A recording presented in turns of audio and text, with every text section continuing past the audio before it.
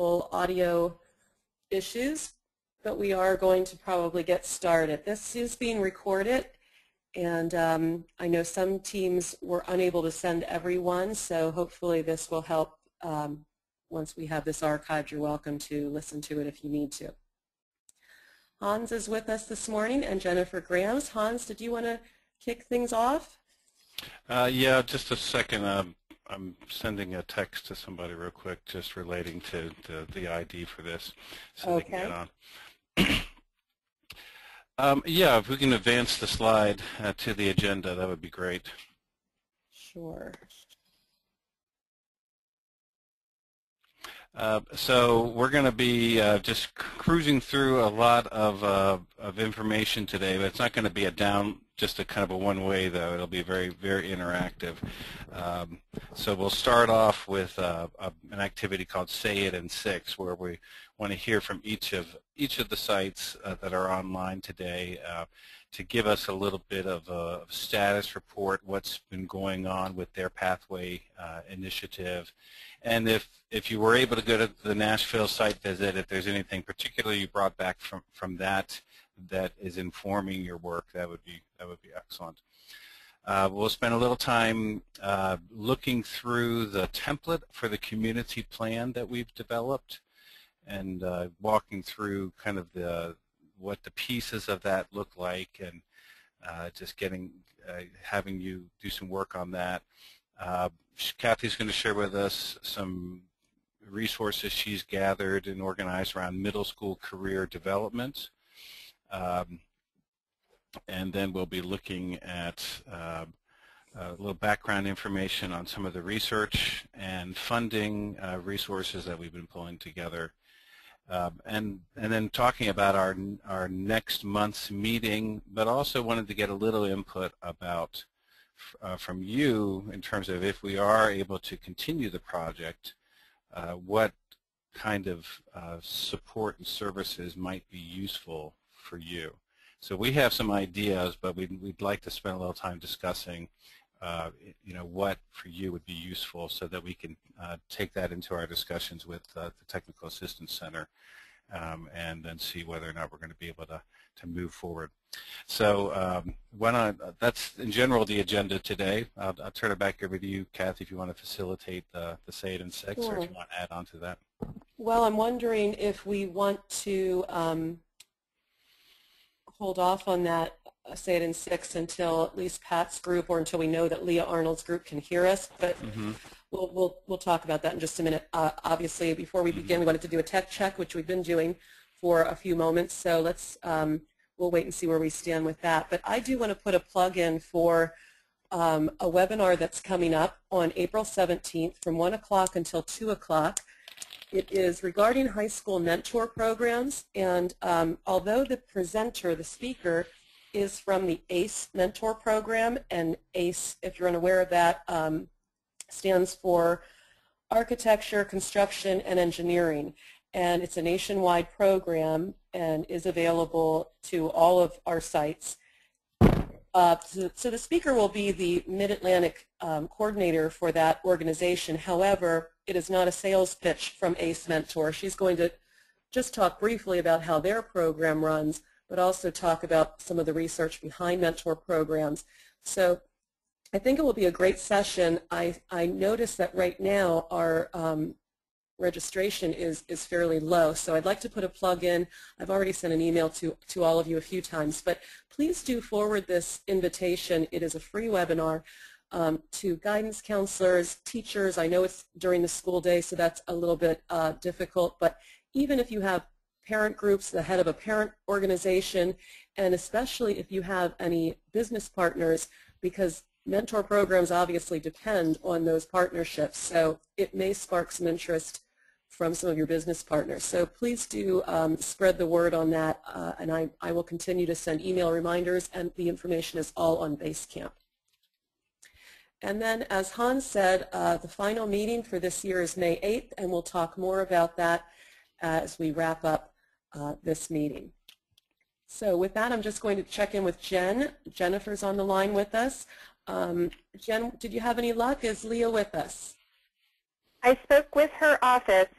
They think that she may be at Longwood, logging in from there. She's not at her desk location, so I don't have any specific information. I did leave my number.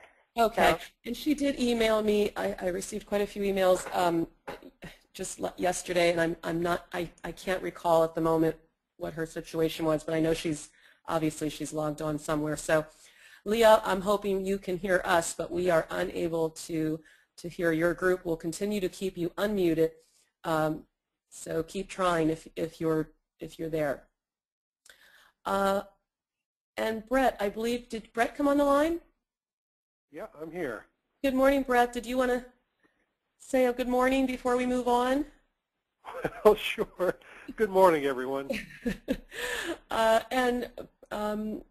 Brett, we have, I think you can see who's on the line, so I won't go through all of that. Yep. Okay, our first item on the agenda is Say It in 6. I did remind everyone in an email a few times that we were going to ask you in about 5 or 6 minutes to share what's going on at your site, or what questions are bubbling to the surface, or even, as Hans said, what you took away from Nashville. I'm not sure if, Hans, do you want to go ahead and proceed with that now, or do we want to wait until we have a little more? Yeah, we've got a couple more people showing up. I just sent a text directly to Leah, so in case there was any confusion about that start time. So, but anyway, yeah, I think let's just go ahead and defer that. Okay, so I know, Brandon, you're on the line for your whole site. I'm not sure if you are prepared to do this. That'll give you a couple of minutes just to think of anything that you want to update us on. And so that's going to take us right into the community plan. And again, Hans, if you want to change up the order of any of this, just let me know, and we'll move through the slides. Okay. And do you have a copy of the community plan Yes, open on your thank end as you. well? Okay. I sure do. Let me just pause my screen sharing and get that up.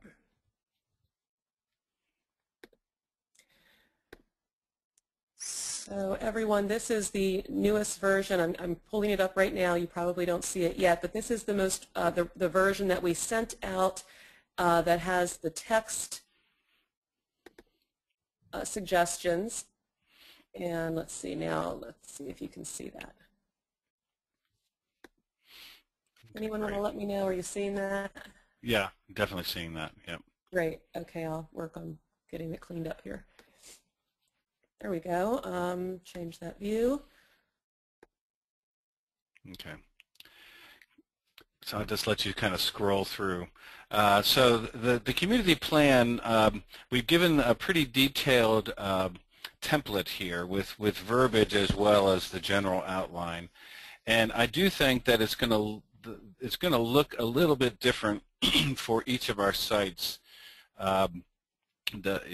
For instance, I'm working directly with HFM, and because of their 3 school districts that are participating being very close, fairly close in proximity, they're really looking at a much more integrated plan as they begin to ramp up their pathways, both their P-TECH pathways and their general pathways.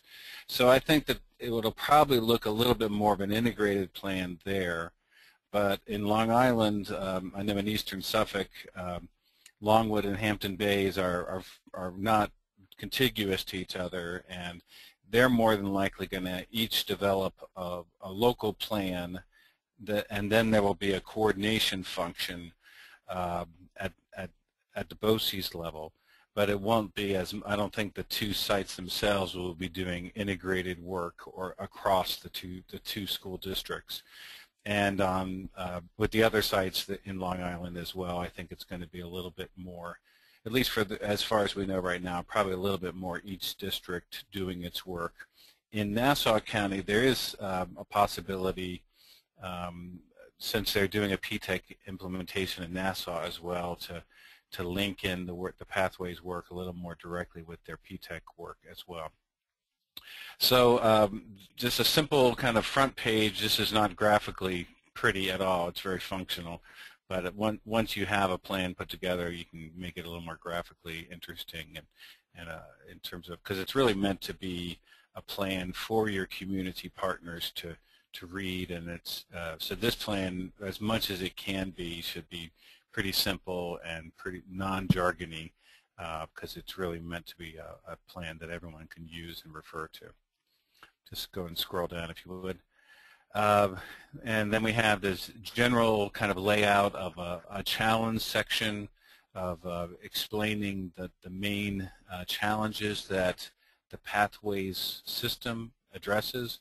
And we've kind of organized, our model itself has 3 parts to the model, but we've split some of those pieces into separate bullets here.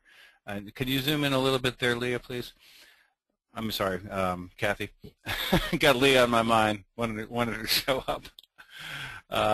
Sorry, I didn't hear you, Hans. You want to scroll down? Zoom in a little bit, please. It's a little hard for me to read. Oh, on the. That. Yep. Zoom in on the challenge section. Is that a little better, or do you want more? That's better. Yep. So basically, these 5 bullet points, and this is the way the whole plan is organized. It's around reaching common purpose of what is college career civic readiness, and getting the partners buying into and using and committing to that, to a college career civic ready student. Helping students understand career options, so the career development piece, designing educational programs of study, connecting to post-secondary education, and involving employers and community members. So those themes then basically get reinforced throughout the plan. We also, in a later section, also kind of broke out an emphasis on those broader 21st century skills or employability skills. People use those terms somewhat interchangeably. I prefer never to use the term soft skills, because they're really not easy and they're not soft and they're really important, but some people use that term as well. So then just if you scroll forward.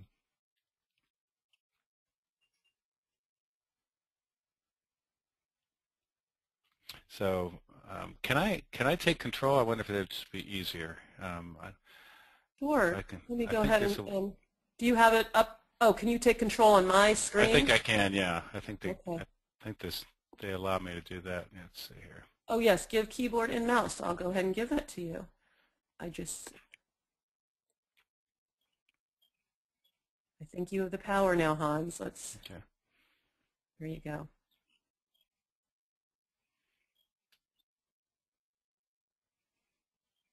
I'm not seeing a little Since thing. we're both listed as Hans Meter, we might have just given it to ourselves.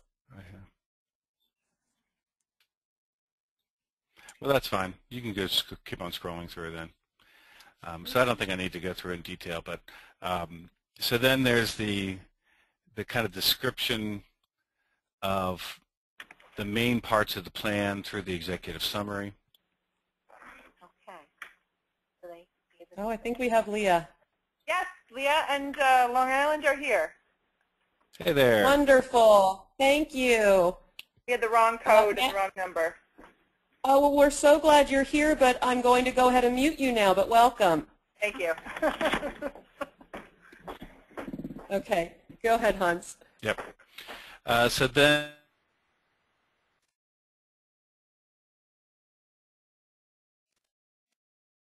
to work with, because it really does have to be very customized to talk about your educational outcomes, your local economy, and depending on where you are, I think a local view but also a regional view is important, because like I know in the Long Island case, some of the townships themselves have they're kind of bedroom communities. A lot of people are going elsewhere for work, so that may be where a lot of the work opportunities are for students, not just right in the immediate footprint of the district. So that's state of commerce, and then other community characteristics, and we've talked about those all with each of you, so whatever you feel needs to be talked about in terms of an aging workforce, or you know, in some places there's some poverty issues, or on the other hand, maybe there's a very, very affluent kind of general population and kind of a perception that everyone should go to a four-year college versus a continuum of opportunities. So whatever you feel is appropriate there to kind of summarize. The next section, section 4, is what we just call the promise of pathways. And that's a little bit of summation of the research on career academies and similar efforts that have a research base behind them. I'm still hearing someone coming through, so through my headphones, Kathy or Jen. So anyway, that's what this. I'm hearing that too, but I'm not sure who. Yeah. I'm sorry. Do you want me to give copies? Did someone call in, perhaps, on the phone? Everyone is muted except for Brett and you and I, so I'm not. It's one of us. I suspect this. I think that it looks like Leah's computer microphone might be on as well. I have her muted though, Jen. Do you? Oh, yes, show I did. Okay. I'm not sure. That's very odd. Whoever just said that, we can hear you. Was that Leah's group? Yeah. Oh, that's really interesting. I have her muted, but she has superpowers. Can you hear us now? We can. You know, maybe because you're in as a facilitator, you do have to mute yourself. I'm not sure, but I had you muted, but we could hear you. So, yeah, go ahead and mute yourself if you can, Leah.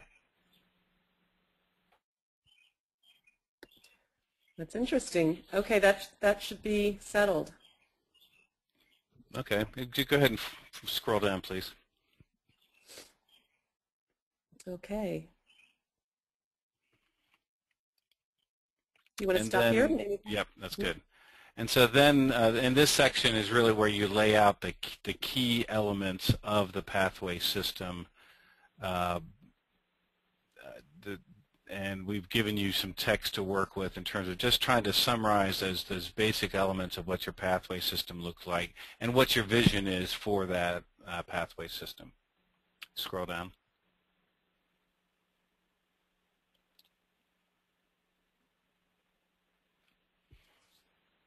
And we've written these as aspirational statements of what your system will look like over time.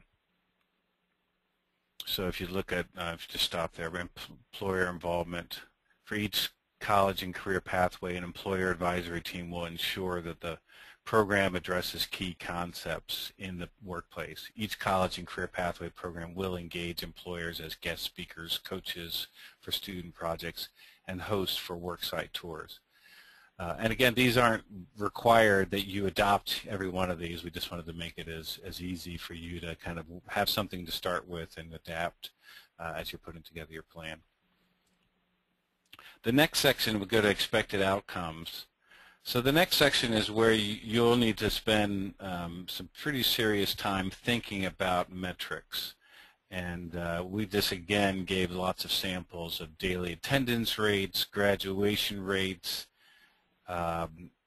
if you have a student engagement survey, the percentage of high school students that are earning early college credits. And the way we wrote these statements is that you have a benchmark of your current performance and then you have a goal. And in general, you could set these as 5-year goals that over this 5-year term we expect this change, this growth.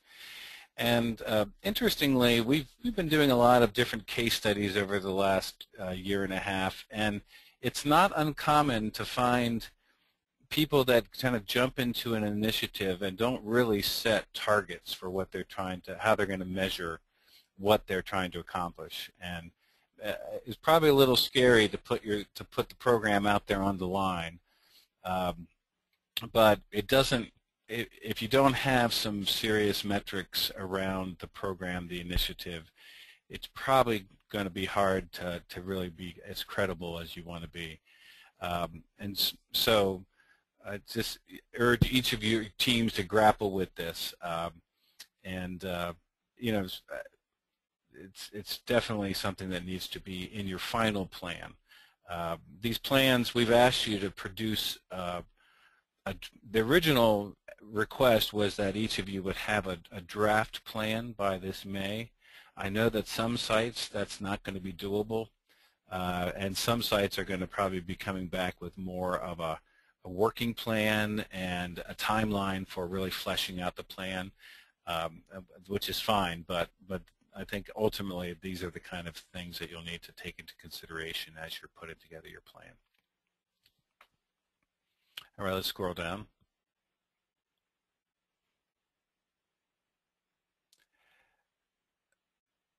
And then current assets and needs. Most of you have done a fair amount of work on this already, so this is where, and I think if whatever kind of combination of these major issue areas, we've laid out these 5, you don't need to make this an extensive, comprehensive list of every asset you identified. Again, the audience for this is a general audience. So, but if there's 2 or 3 highlights of something you've already got in place related to the particular focus area, and that's what you would put in this. You wouldn't just plop in or import your entire asset inventory, but more the highlights of those assets. Just scroll down some more to the next section. And then the key needs. This again organized around the topic areas is kind of, you have your aspirational goals, you have your current assets, and then some of those key areas that you'll be focusing on again, kind of somewhat of an executive approach, executive summary approach. Go ahead and scroll down.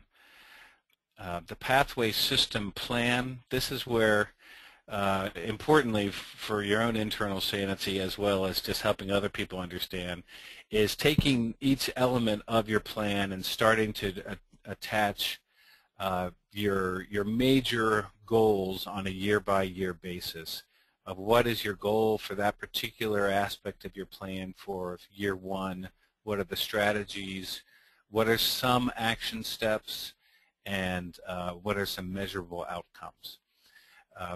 So this particular piece, feel free if you feel there's a better way to organize it. And we'd like to get your input too to see what you come up with. But breaking it out into some sort of a year-by-year organizational piece, I think will be really helpful for just for you internally as well as for your outside partners. Let's scroll down to the next section.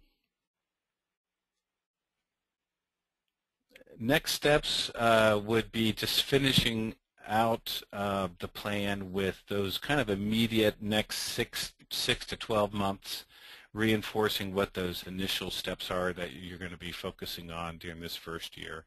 And this plan, of course, any good plan is an ongoing plan and it'll be updated.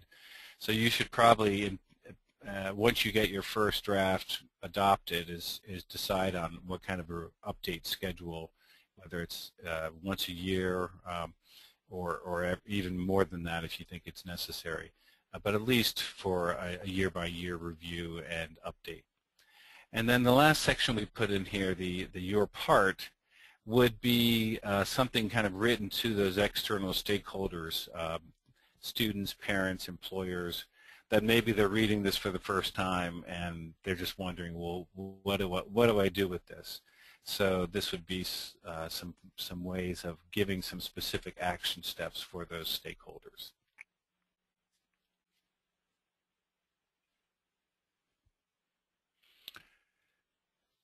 The commitment piece,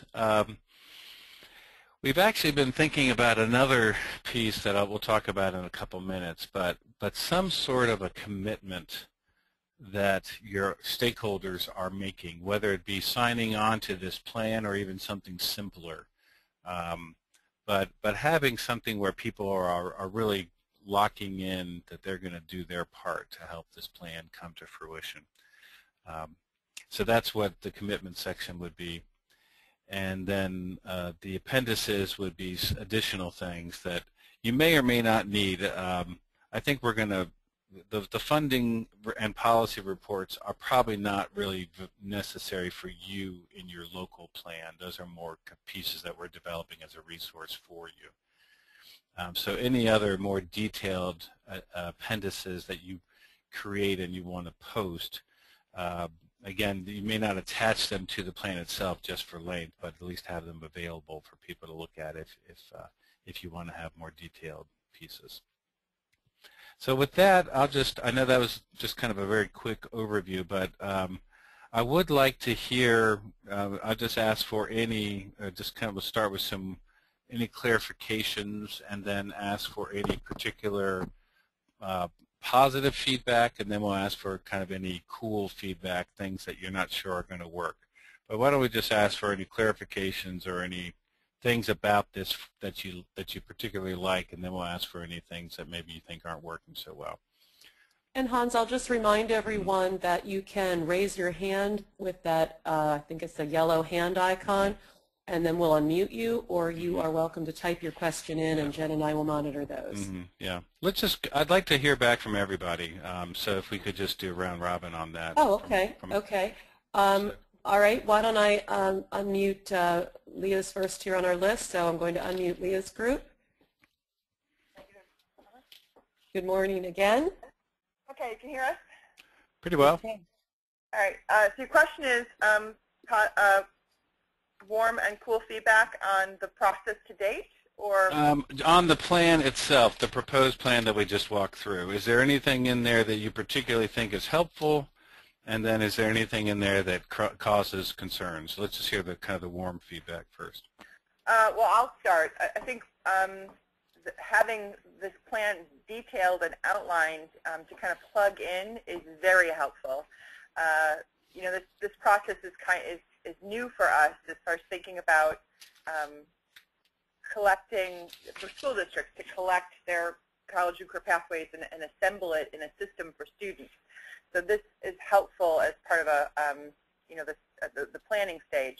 I think personally, carving the time out to create this document has been the biggest challenge. But you know, because we're working with several school districts, I'll open up the floor to Longwood or Hampton Bays or Western to also comment. This is Ellen Petrelli. I mean, this is a very helpful document in terms of providing us with structure. So we can figure out what are the areas that we need to have the discussions on. So this is really very helpful.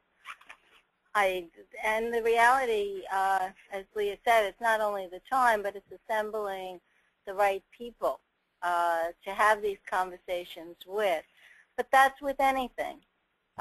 So it's definitely doable. It's just going to take some time and lots of conversations. But the document itself that you provided, it will provide very good guidance. In Hampton Bays, I think our plan is great because it's going to give us stake in the ground to work from. The conversations we've had so far this year have been positive, but more conceptual and more abstract. I think putting pencil to paper now and getting folks to make some commitments and sort of calendar it out. That's what I heard most resoundingly from Nashville was, do not jump into the deep end on this. Go step by step by step. And the inclination is to go that way because it's so exciting and it's so great to see that. Let's start it next year. I think the plan is very linear and very careful, and that's going to be good for us to use and work from. Okay, good. Thank you. Yeah, my only regret is that I wish we'd given this to you 6 months ago. It probably would have been helpful, but at least it's there now. So. I don't know if we were ready for it 6 months ago. Okay, maybe it would have been too much, huh? So let's. For us, for me in Hampton Bays, Longwood is ahead of us in the process. This was the last 6 months have been a fantastic learning process for my district, at least, just to understand what this is.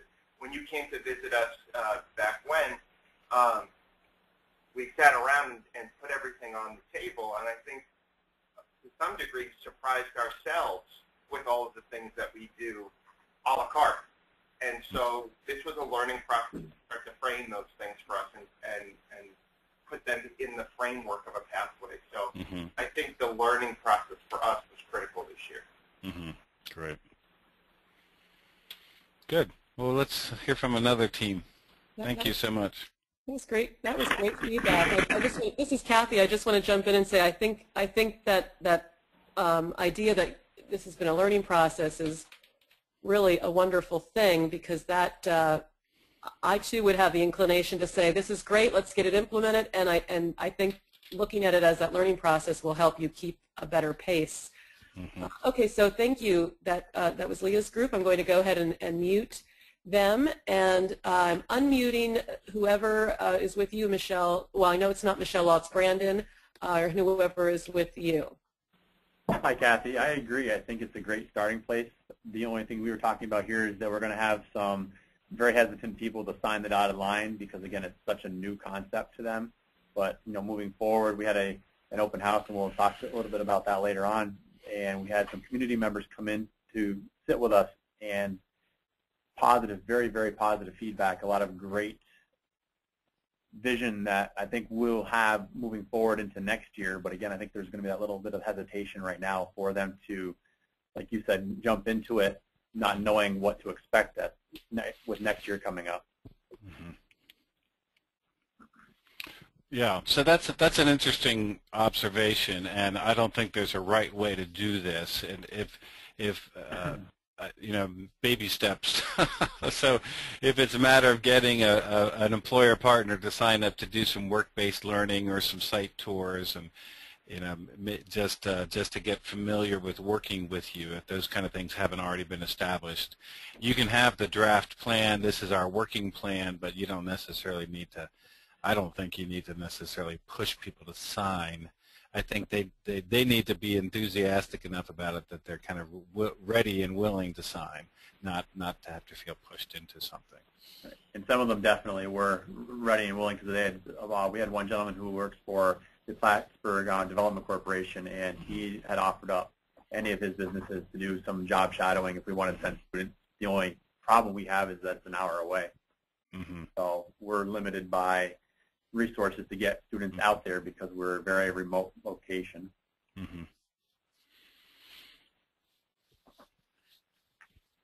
Good. We saw a really interesting model from Kansas at a meeting I was at recently, and they have an employer engagement kind of commitment process where they have like a gold, silver, bronze level, or they call them champions or supporters, and so they basically attach different levels of commitment, and then the businesses that kind of self-identify at what level they want to be in this business engagement process. So it's a really, really interesting way to let people kind of choose their level of involvement, but then to recognize them as such. And for them in Kansas, they're doing it at a state level, and it's really, really working well. So, yeah, well, good. That's good news, Brandon. Thank you. Thanks. Yeah, thanks for sharing that, Brandon. And I know there's also some virtual job shadowing organizations as well.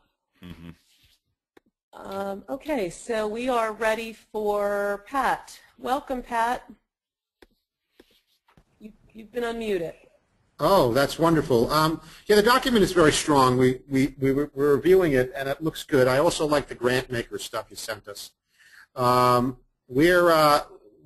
trip to Nashville was appreciated, first of all. Thank you. But it was also fruitful for the 3 districts that are involved. And I know, Hans, we discussed you coming to do a regional presentation with them. But the document itself, I think, will be very helpful. Great.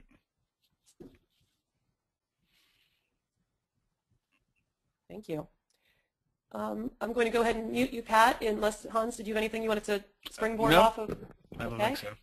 And Hans, did you want to hear from Tim? Yeah, that'd be really helpful. Yeah. All right. Tim, you've done a lot of these things. So. Tim, you've been unmuted. Thanks, Hans. I too thought that. Thank you. I too thought the document was very strong. I particularly like page 7 where you outlined the goals. I think that nothing can help to bring a group together to have this common vision, and I think that having those goals within this document would help all the stakeholders kind of see the direction that you're going. Mm-hmm. And I understand where you're going on page 10 with the the yearly goals and the key strategies, but my sense is that we've got to come up with a better layout than that. I don't, okay. I just don't know if that's going to. No, I agree with you. Actually, that was the best I could come up with at the time. Right. So we're open. This can be a collaborative approach on making this better.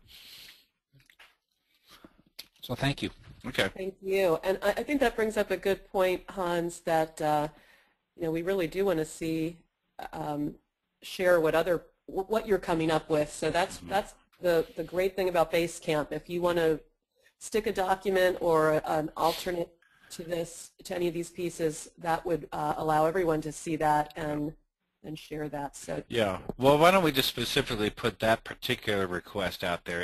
If you have used a year-by-year kind of strategy action template that you think is really useful, if you could share that with us, and even if you want to just send it directly to Kathy or me, and then we'll post it for you. But that would be helpful, because this is more of a concept than a really good graphical tool here. And I'll put that reminder on Basecamp so that that everyone sees that. Okay, thank you. I think, did you want to move on, Hans, or Brad, anything more to say about the community plan? No, I would like to look at if we could, the definition of college career readiness. Do you have that up by any chance? I do not. Okay. Just then, why don't we move on to the Sheridan 6, and then we'll come back, Okay. and I'll pull up that PowerPoint that goes with that particular piece for after that. Okay, let me go back to my PowerPoint here. Everybody can just give me one moment. Oh, I do, Hans. I think I do. I think we should do the Sheridan 6 regardless. So. I'm sorry, I don't. Okay, let's go back to that then. Okay, everyone. For those who joined us a little bit late, we were going to open with this, but we waited for you. So this is our Say It in 6. I said in an email that we'd be asking you to share what's going on at your site in about 5 or 6 minutes. So why don't we stick to our same order? And Leah, I'm going to go ahead and unmute your group. And would you please share with us what's going on? What's going on our site? Well, so let me just clarify on that. What's going on specifically with your pathways work, but if there's other things that are happening that kind of influence or are important to talk about, please share that as well. But basically we wanted to just hear from each of the sites in terms of any recent work or the activities around their pathways work. And I think we also were thinking that you could share out any particular insights that you got if you were on the Nashville event or some other thing recently. We already heard one good example. But basically we wanted to get an update from each of the sites about your work and any other kind of interrelated activities or happenings. Mm-hmm. I think Lars mentioned some of the things that are happening in Hampton Bay since the visit with you, Hans, and the work that he's been doing with his team. Because each of our schools are kind of working on their own plan, and it's not one plan for Long Island. It's a little bit more hard. It's a little harder to talk about, a singular plan. However, since the Nashville trip, I think the big takeaways for me was how they're doing things differently within their own structure, within the structure of a public school. You know, watching interdisciplinary teams working together and talking about students, talking about planning, talking about curriculum.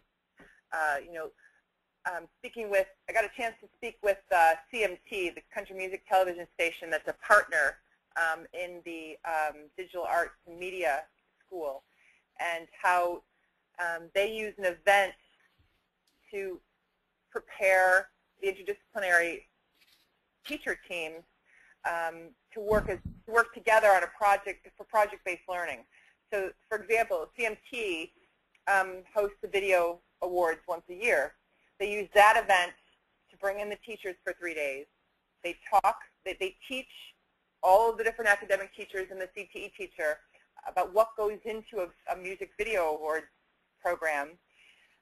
They spend 3 days learning from all the different departments, and then they have a day to plan how would they replicate a project like that in their school that contextualizes all the academics and the CTE to create this unified project.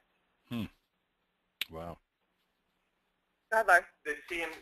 We were talking with one of the principals from, maybe it was the executive principal from McGavick, who was talking about CMT and how the business partner also revolutionized some of the things he does as a principal, that the marketing and entertainment business partner observed a faculty meeting that the principal was leading, and afterwards said, "This is horrible. This is not how you run a meeting in the real world." And the business partner ended up adding value to not just the pathway for the kids, but actually the institution. So my takeaway was what the business partner can do. Going into Nashville and really going through this process in Hampton Bays, that was also my biggest concern, how to find business partners. And it was at the beginning of the trip confirmed for me, Nashville's a major city, Bridgestone, Country Music Television, all of these corporations. The fact that they have 5,500 freshmen go to a career fair at the convention center, just my challenge was about scale. Mm-hmm. What can I offer my kids on the east end of Long Island? Simultaneous to the trip to Nashville, we had a career day at the high school, our first annual career day. We had 50 different careers come in. We redid the whole master schedule for the day, and all of our kids in 10th and 11th grade participated in college workshops, career vocation-based workshops, and then specific sessions with different business partners. So it proved to me we have the partners, and that was, I think, a big I had to get past that and deconstruct that in my own head, that it was possible to have that many partners out on the East End. We have it. So coming out of Nashville, I see more clearly the role of the business partner, and with what is going on in the school, which was that you met the person in charge of our career day, Tom, who was in our first meeting with you. Him putting that together also helped us kind of build out that part of what a pathway will look like for us. Mm-hmm. One of the takeaways for me, you know, when you deal with career education, you always start with the student. So you're looking at their skills, their interests, their abilities. You do look at, obviously, careers that are out there, but ultimately you're making the match based on the student's interest. In Nashville, that's not how they started. They basically looked at what the employees were looking for in the community. So when they were making the match with the students, it wasn't a full gamut. It was basically to fit into where the needs were, and then what about you, your skills, your talents, your abilities matches this particular career academy, which leads to this particular skill. So it was a little bit more funneled, a little bit more directed. Mm-hmm. And I could definitely see the value in that.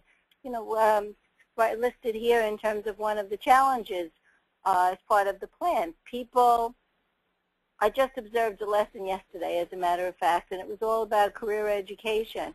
And it was an 8th grade class. Out of 28 children in that class, 10 boys wanted to be professional athletes. And that's all they wanted to look at. That's all they were thinking about. So I thought that was a very, the way that they put based on need, based on employability, the way they put the academies together made a lot of sense going forward in the 21st century. So that was one takeaway.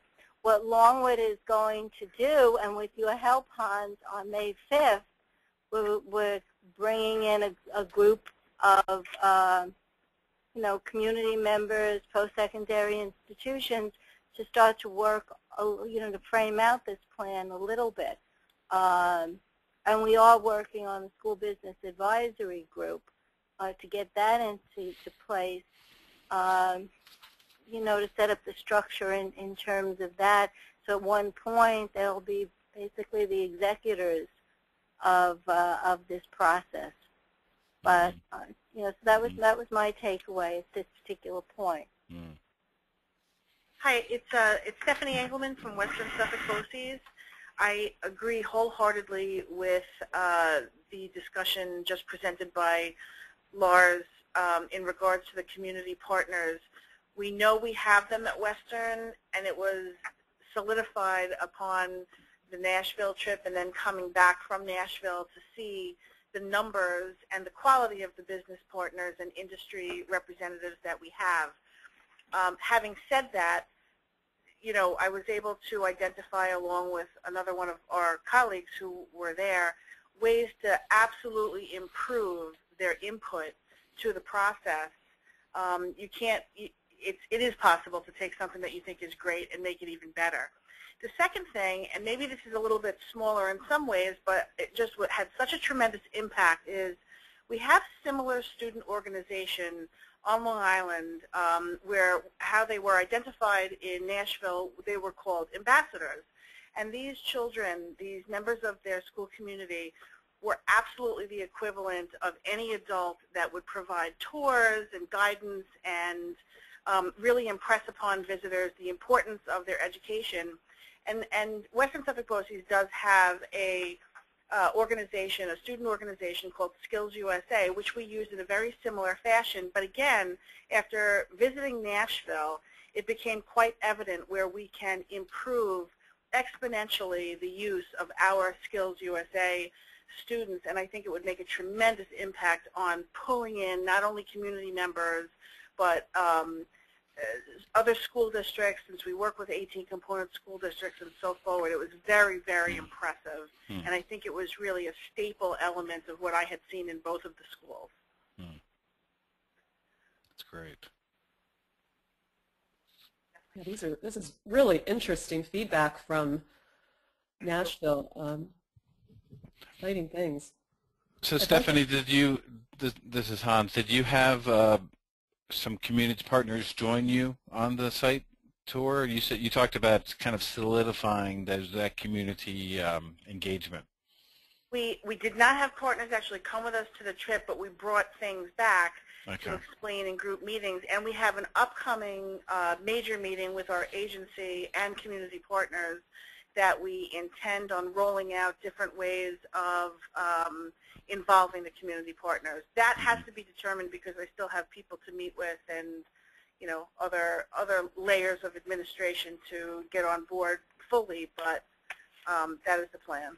Now, I would just also add, Hans, Leah, that if there's another round of funding, I would love to send a couple of business partners to the academies of Nashville along with the school district, because I think they need to see how this has worked and what the process has been to create this. They can see what their role could look like. Right. I think of the STEM hub particularly. I think they need to see this. Point. That's a good point. Hans, this is Debbie Winter. I spent a lot of time between the academic and the community because I serve on the School Business Partnership of Long Island, And unlike Pencil, they get no funding. So Pencil actually pays for all the fingerprinting of all those employees that are volunteering their time in the buildings. They actually have a lobbyist that lobbies to change things that get in their way, such as insurance. I mean, we're getting 2 grants for $100,000 from local legislators, and I wanted to use one of those grants to one-time hit for a van, and shot down right away with liability questions. And as much as I really enjoy Tennessee, they've got organizations to help them as a group. Like, you know, Laura shouldn't have to be doing the same thing I'm doing.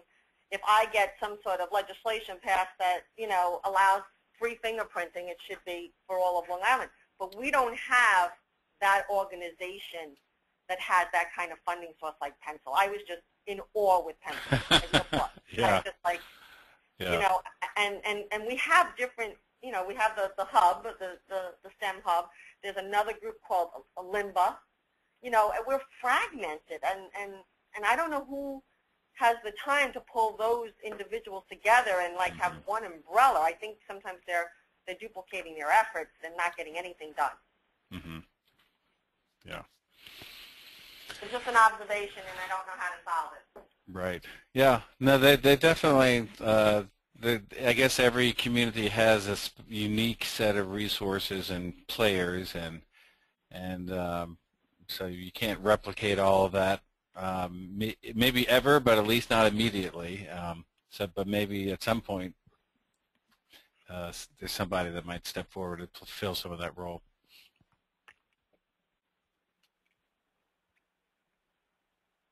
Okay, good. Kathy, you still there? I am here. I'm sorry, I was muted. I'm going to go ahead and mute Leah's group, and we'll go ahead and hear from Brandon's. Hi, Kathy. We had an open house, as did Salmon River, with Brett last week, 2 weeks ago now, I guess it was, and was well attended by some of our local businesses. Like I said, we had Paul Grasso come over from the Plattsburgh Economic Development Corporation, which is about an hour from us.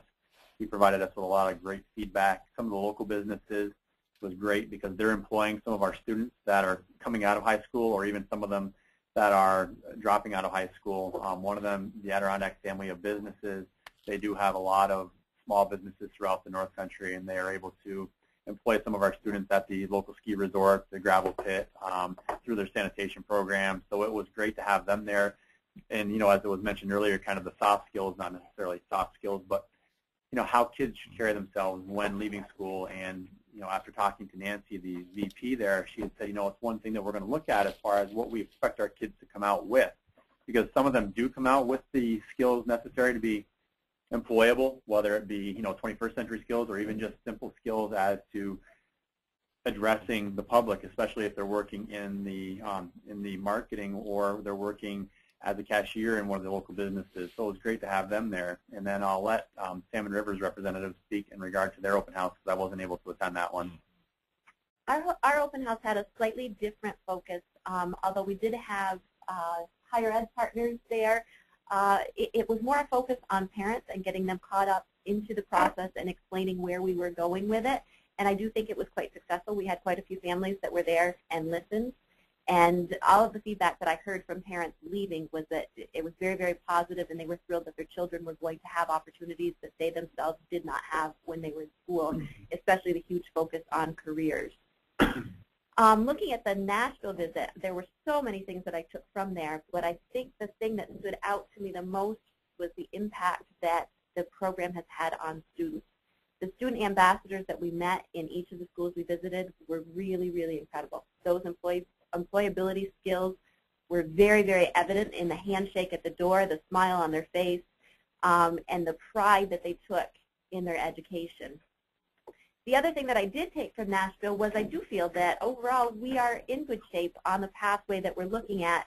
At Salmon River, we do have a STEM initiative in our 6th grade classrooms, project-based learning. The first year that we've tried it, we're planning to roll it out to our 7th grade level next year, and I am beginning to see those skills start in our own students. Looking at the different academies that I visited, the one thought that I kept having was they don't have the CTE programs in a BOCES that we have here. It's right within their schools, only it was so much bigger. Really, CTE programs on steroids. When you look at having a bank in your school or a restaurant in your school, the many, many things that they had to offer there.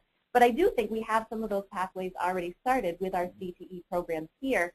So trying to figure out how that kind of ties into our own individual plans, I'm not quite sure where to go with that next. But overall, I do feel that we're in good shape. The biggest challenge that I see, because of our area being so much more rural than what we saw in Tennessee, is really finding those community partners on a larger scale to really help us move forward. Our plan will definitely look different than Nashville, although I see that it's doable. It definitely will have a different spin, though. Mm-hmm. Right. Yeah, and I've just on that regard about smaller towns and rural areas.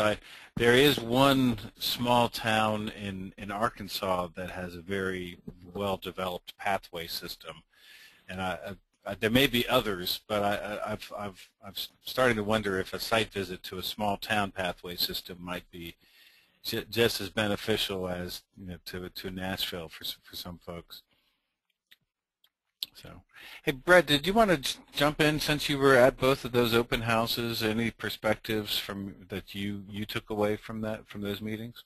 Yeah, I was actually sort of biding my time, waiting for a gap to jump in and discuss that. One of the things that I thought was extremely powerful at both of those open houses was that the presentations were made as a community team. So it wasn't just the BOCES coming in to talk to people. It wasn't just this outside consultant coming in to talk to people, but we had people from the BOCES, we had the superintendent, we had the community college rep, we had the WIB rep, we had a couple of business people stand up and speak. So it really was, I mean, it's sort of a public display of a community-wide coalition introducing this concept to each community. So I thought that was extremely powerful. And the other thing that we sort of took away from, and we talked about this really after both of the open houses, was that everyone recognized that this was a first step, that there's going to have to be a lot of additional presentations and meetings and conversations to introduce this concept to the community. So we have a big communications task ahead of us, but I think it's good that everyone recognizes that. Mm-hmm.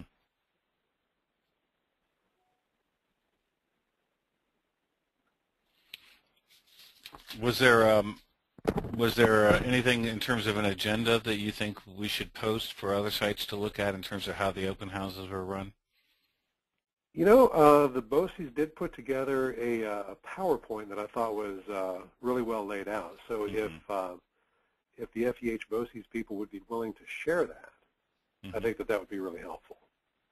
Okay, great. I mean, it wasn't terribly long. It was maybe 10 to 15 slides. But each person took one or two slides and sort of talked about their perspective on this pathway strategy. Good. Yeah, that would be really helpful, I'm sure. Oh, and I see that Jen just posted a comment asking if she can add 2 comments about Nashville. Oh, yeah. Go right ahead. Okay, thank you. This is Jennifer with NC3T, and I was on the Nashville visit as well. I just wanted to mention 2 things related to some of the ideas that have come up here. I think Lars perhaps mentioned the business involvement and how to, keep that, or the comment about they gave feedback on actually just how the meetings were run. I sat in on a breakout session with a business partner from the Gaylord Hotels. And another idea that she suggested was involving your partners in just the change management process, going to a pathways or an academies structure in your schools is essentially just a lot of change management and helping folks feel comfortable with that. And a lot of businesses have experience with that. So she suggested if you have partners who perhaps have experts at their locations who can help you with that. That could also be a good way to involve them. So just wanted to mention that. And then the second item is relating to the student ambassadors, which I completely agree. These students were amazing with just the way they carried themselves and the way they interacted with adults. It really was remarkable. I sat in on a breakout session about the program, the Student Ambassador Program, and I have quite a few handouts that I received via email as a follow-up to that. So I would propose that maybe we, on our base camp, if anyone has, I can certainly post or share those. And if anyone else has materials or resources that they gathered from Nashville, perhaps we can put those up there as well. Mm-hmm. Great. That's it. Thank you. Good. Yep, absolutely. So who do we need to hear from next, Kathy? I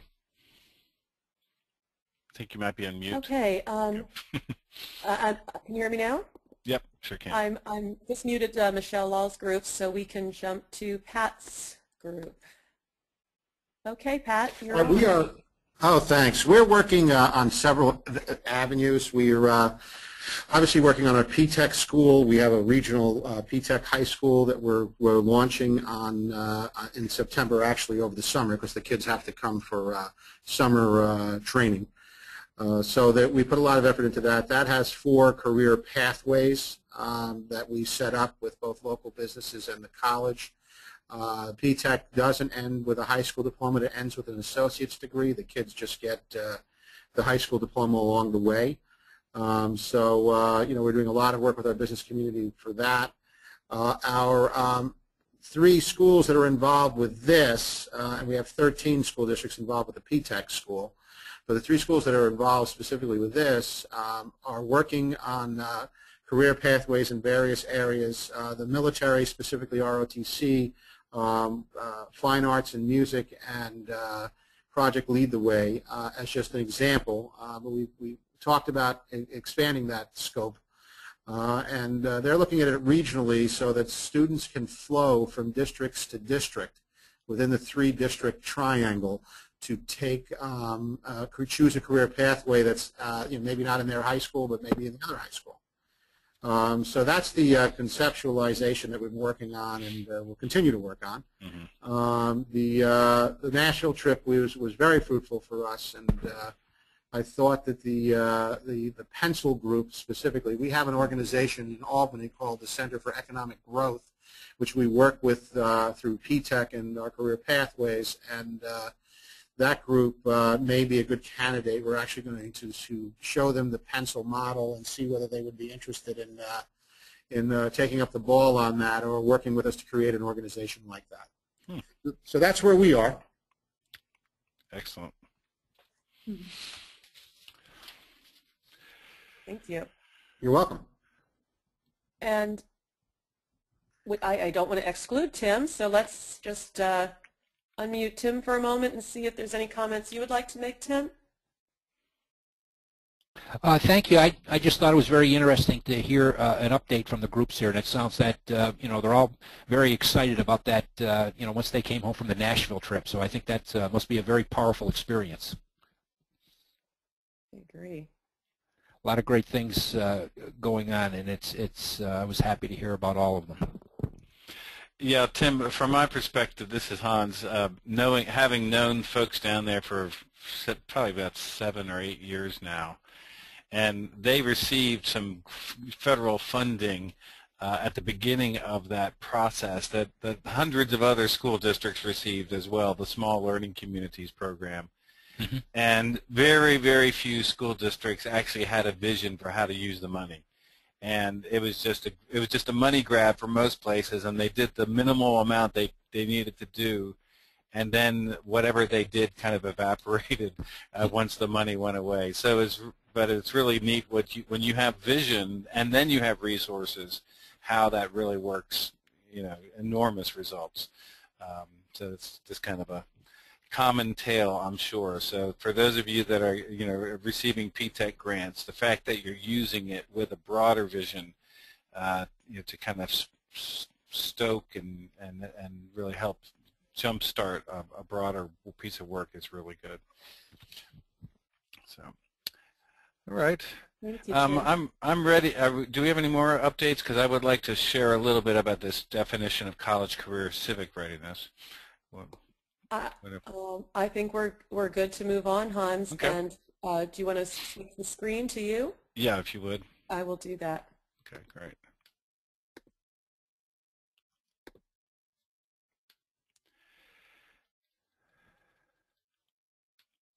Did you receive control? I think you just made me the presenter. Oh, we've got too many Hans.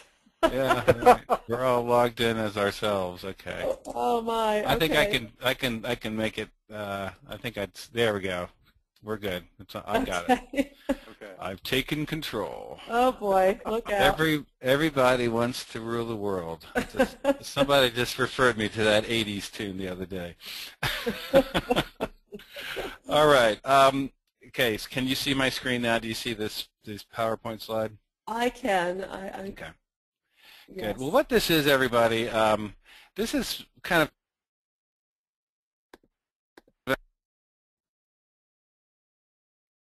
okay. This is an outgrowth of work that we've been doing with. Can you hear me now? Yes. Can you hear me? Okay, great. Yeah. This is the outgrowth of work we've been doing with the state of South Dakota. They're trying to bring together their secondary and their post-secondary partners to have a common definition of college career and civic readiness. They're actually using the term life readiness. And so we've been pulling through all the literature, and there's so much happening in this regard. But it's interesting that at the site level, it's still kind of an undefined term, and for the most part, when people are using the term college career readiness, they're using it with a fairly narrow definition. So I'm just going to walk you through quickly a model. We'll send you the slide deck. That's a pretty comprehensive model, and then I'll show you a couple ways you could apply it at the end. And you may want to use this as part of your plan or part of your local work. So this is generally the idea of these different components of what a full definition of college career civic readiness could look like. And so the post-secondary academic readiness, which is typically when people use the term, they're really talking about being able to do college coursework. And often it's defined as without remediation. We know right now that some of the tests, the ACT or Compass AccuPlacer tests, there's a lot of questioning as to whether those tests are actually any good. And there seems to be just as much credibility in using a student's GPA from high school. That's just as good of a predictor as whether they supposedly need or don't need remediation on the AccuPlacer test. But the real life definition is that a student has the reading skills, the communication skills, the mathematical skills, perhaps use of information technology to do college level work. And however you measure that readiness is more of a challenge, but just in terms of a definition, being able to do college level work. And then there's the career aspect of being able to apply your these same kind of academic skills, literacy, numeracy, communication, use of information technology in a workplace setting. And the analysis that the ACT organization did, and that an organization called Achieve in Washington about 8 or 9 years ago really kind of set this work off, and actually led to the Common Core state standards movement, was that in today's economy there's a pretty strong convergence of these skills, these academic skills for both the skilled workplace and entry-level college work, and that there's debate around the edges as to whether Algebra 2 is really necessary for students, whether that's too much of a stretch for some students. But in general, there's a coherent set of knowledge and skills that you're going to need at both the workplace setting, a skilled workplace setting, and the college setting. But the ones that often get overlooked are the next ones. And David Conley, University of Oregon, has done a lot of really helpful work, what are called college success skills.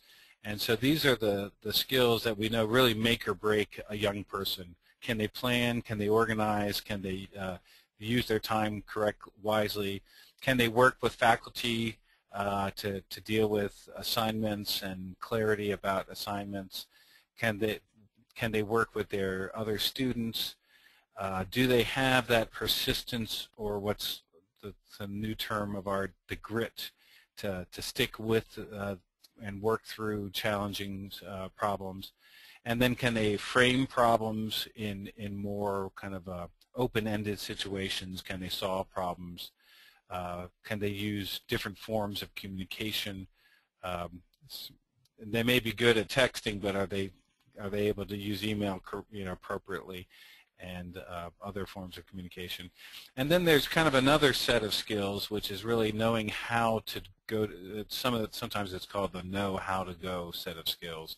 How to conduct a college search. We all agree that it's really important that they have career interest, and that career interest help guide their college search. And then just going through the college application and admissions process, and how to finance college.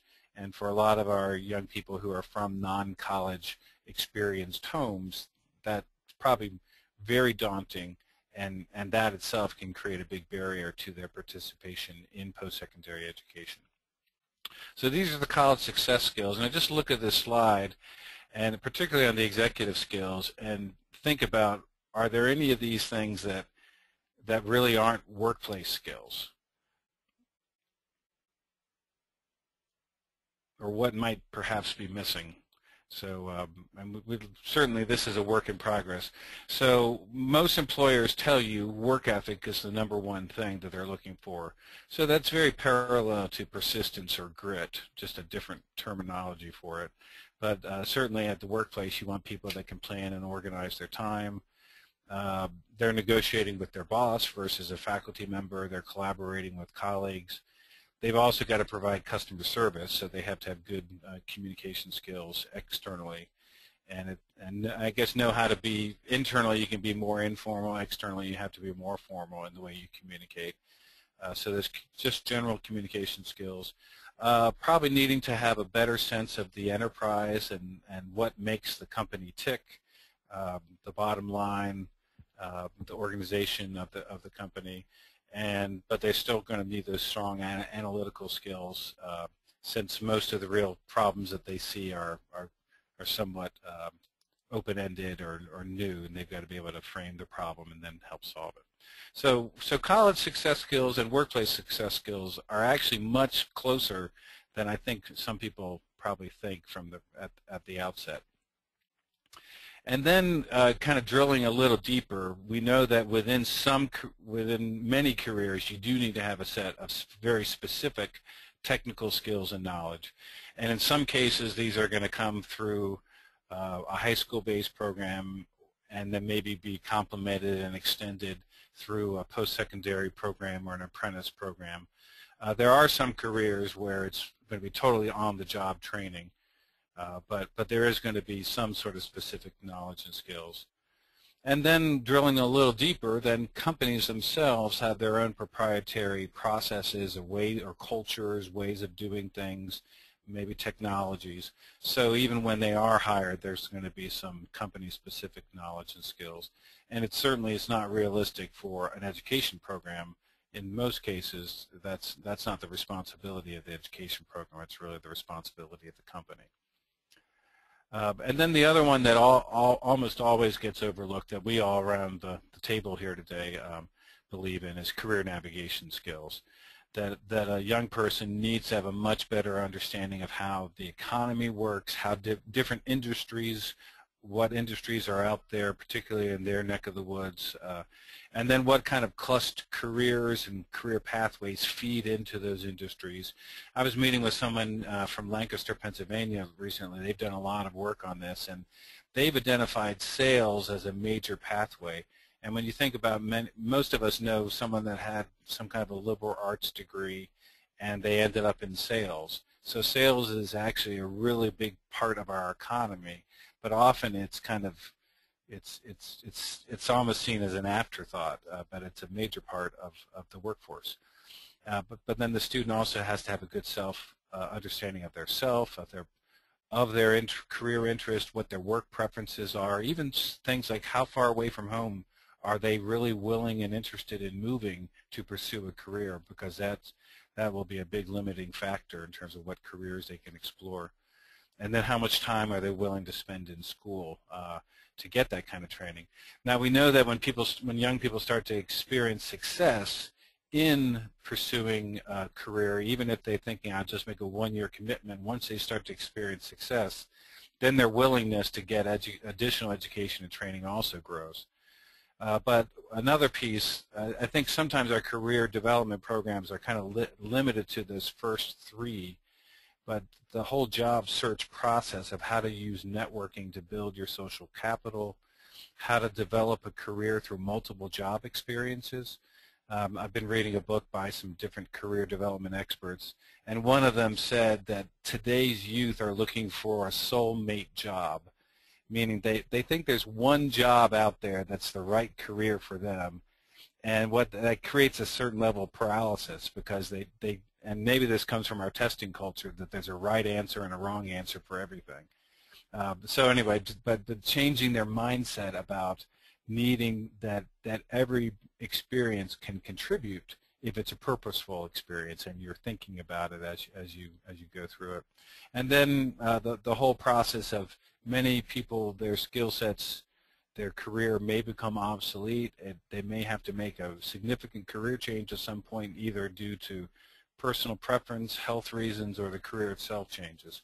So just how to start building that anticipation in the early years of their career navigation.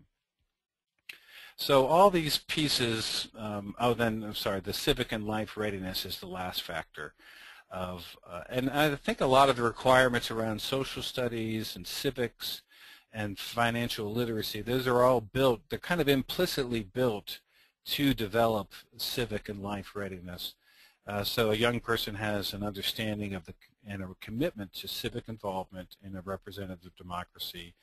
They have an understanding of personal financial literacy and the importance of volunteerism and contributing to the needs of others. One thing that I've realized is probably missing from this is personal integrity. And I've just been reading some research over the last couple of days that I think some of us, I often take that for granted, but in the workplace it's a real problem, and people understanding the importance of integrity and ethics. So we may need to build that into the model somewhere. So anyway, I just kind of come back to the summation that all these pieces together really build a more holistic definition of college, career, and civic readiness. So in terms of, we can just have a simple definition, but we've been wondering about the idea of a commitment. And so this would be kind of the adults making a commitment, and this is probably too wordy, and maybe there's a mnemonic that we could develop to go with this. But adults in the communities defining that this is what we're all about. We want our young people to have these academic knowledge and skills, to be able to apply their knowledge and skills in the workplace and in post-secondary education learning, to be able to apply these employability skills of critical thinking, communication, collaboration, and we want them to be able to navigate their career, and we also want them to be productive citizens. So a commitment statement, and maybe in terms of the overall plan that we talked about earlier, that's too much of a commitment, but maybe something like this is a commitment that that different community members could buy into.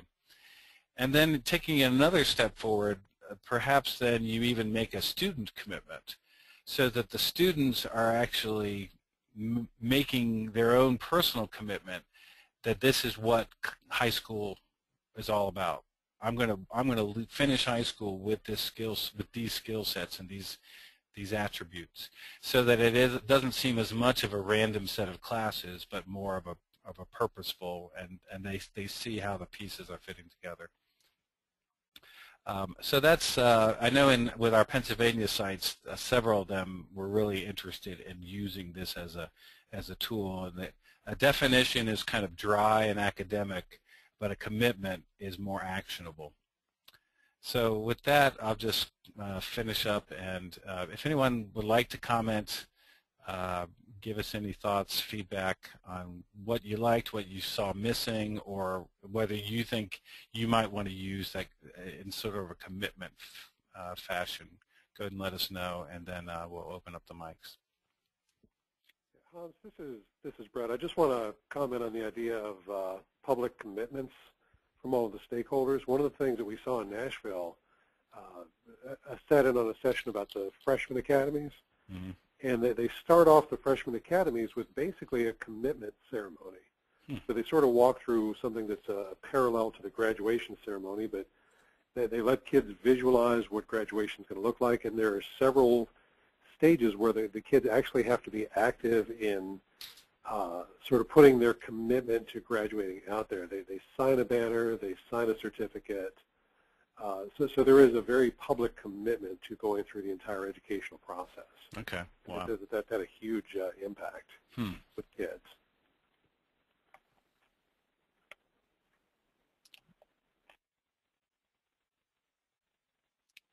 So anyone would like to hear some feedback? If you would like to, just raise your hand. We'll unmute your mic. Tim, I'm going to go ahead and unmute you. Hans, I think the idea of a commitment is a good one, rather than coming up with a definition. And I like the idea of having a commitment both for the district and the students. Okay, good. And Tim, I know that SPN, you've been working on have you developed something parallel to this that is a definition of career readiness, or is that kind of in the works? We've got a leadership paper that kind of the leadership characteristics that are part of career readiness. Mm-hmm. that I can share with this group here. Mm-hmm. Okay, that'd be great. And it does include some of the same. There is some overlap, mm-hmm. But I think what we're focused on as well is that if you're really going to focus on college and career readiness, there's a certain transformation that you need to make in all schools, and there's some big things that need to happen if you're really going to get serious about career readiness. Yeah, it's quite a cultural shift away from just teaching subjects to actually you're preparing people versus teaching subjects. It's a real mindset shift.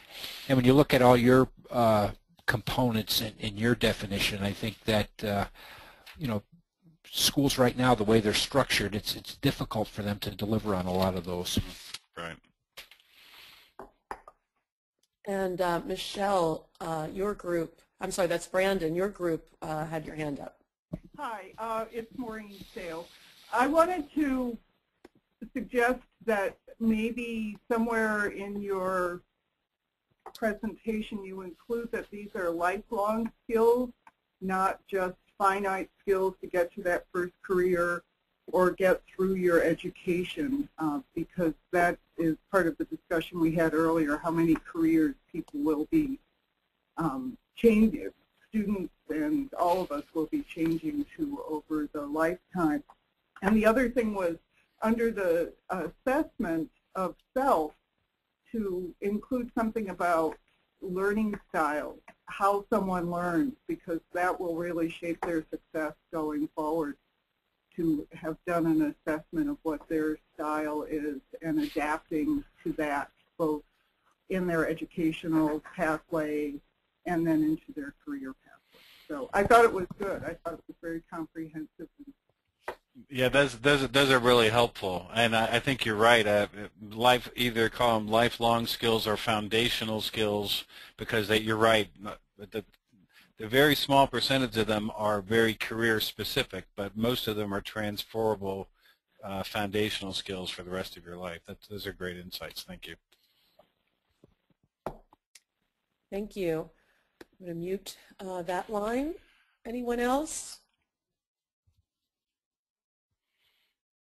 I don't see any other hands. Hans? Okay, great. I'll turn it back over to you then if you take us through the next section. Are you doing that? Are you searching through? No, I think you can ask for it, and you just do it to Sure. the organizer me, and then that'll take it back to your. I will do that. Okay.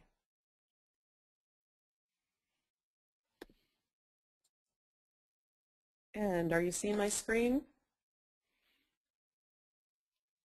Let's see here. Yep.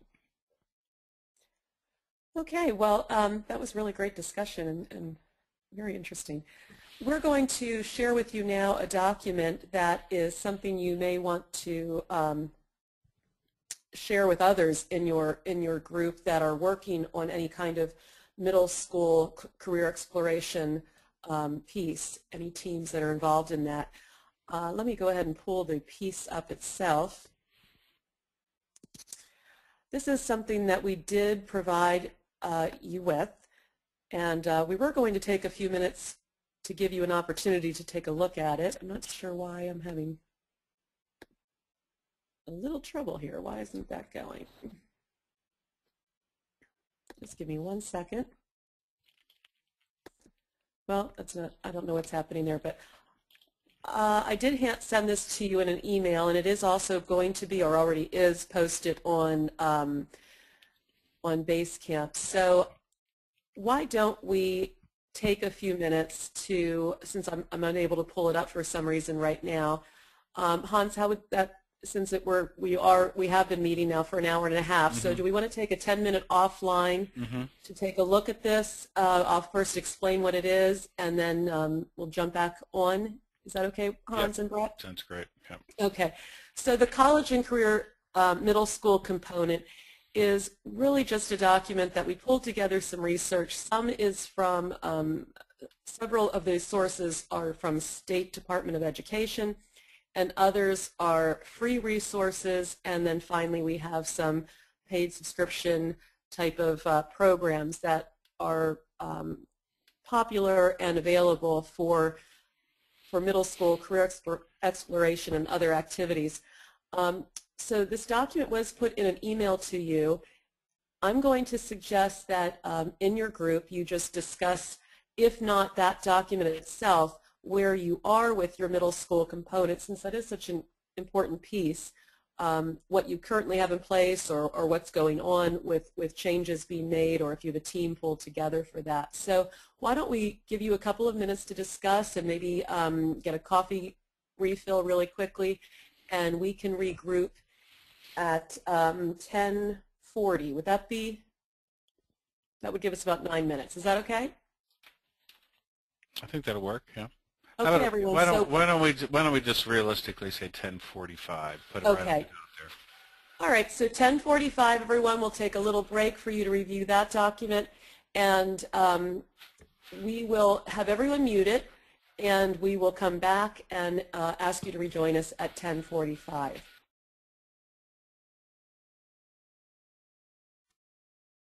I wondered if why don't we have, Kathy, why don't we have everyone raise their hands just to kind of make sure we got people's attention? Great. I was just going to do that. Okay. I'll do that. I'll do that.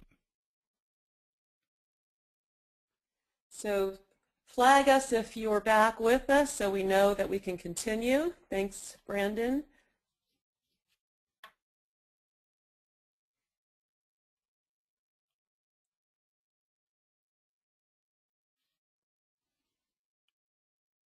And thanks, Tim. Leah's group, are you with us? Ready to continue? Yes, we are. Thank you. I am mystified by the muting today. It doesn't seem to be working like it normally does. So I wondered if anyone had any comments or questions or had anything to share very briefly in something that they are currently using or trying with the middle school level. I know we heard of some a career fair at a high school earlier. Is there anything going on in middle school that you'd like to share?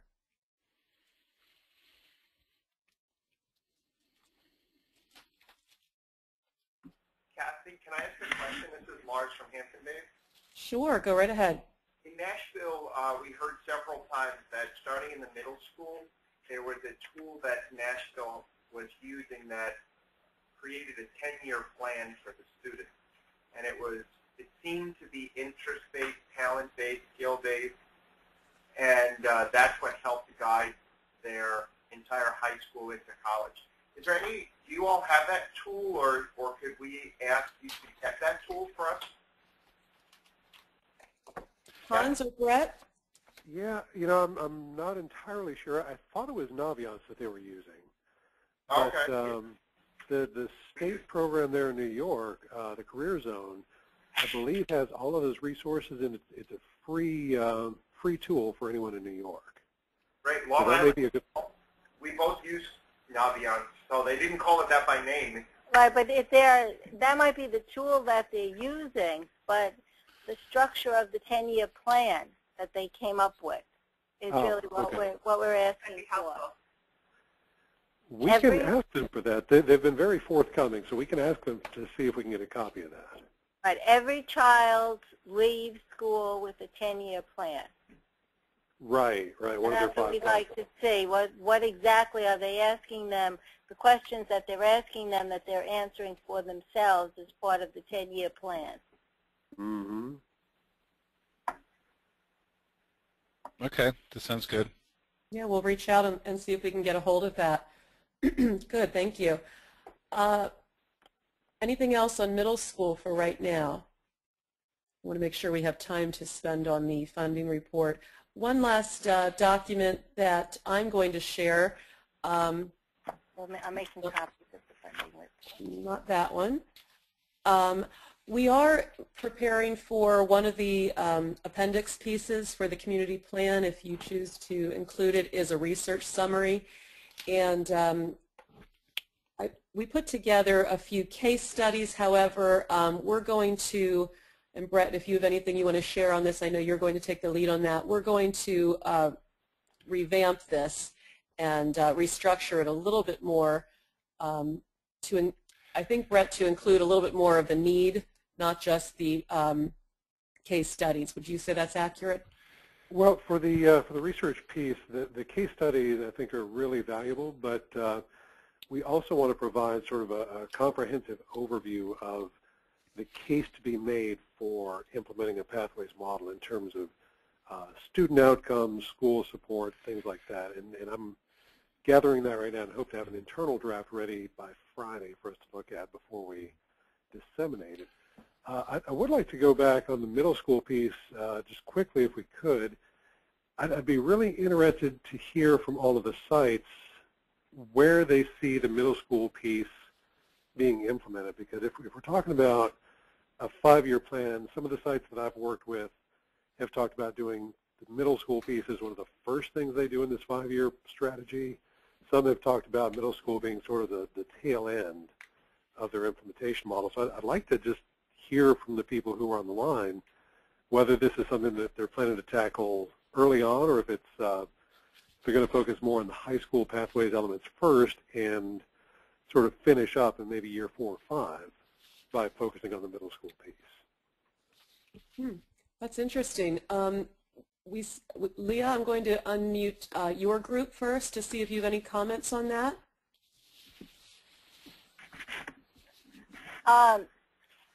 This is Ellen from Longwood, where as part of New York State requires as part of family and consumer sciences on the 8th grade level, it's a 10-week course on career education. So we already, have that in place, and that, for us, is the perfect place to get started in terms of, well, we really start at kindergarten with the CDOS learning standards. But in terms of getting a little bit more in depth where we make the match based on skills, talents, and abilities and the careers, it happens naturally on the 8th grade level in family and consumer science because of New York State curriculum. Do you see any particular changes happening to what you're doing in that 8th grade program? I would definitely, suggest that we, if we're going forward in terms of pathways and career academies, I think instead of being broad-based, as I said, we're still making the match, but not like focusing on certain career areas as opposed to everything. Like I referenced before, a class that I had observed yesterday, as a matter of fact.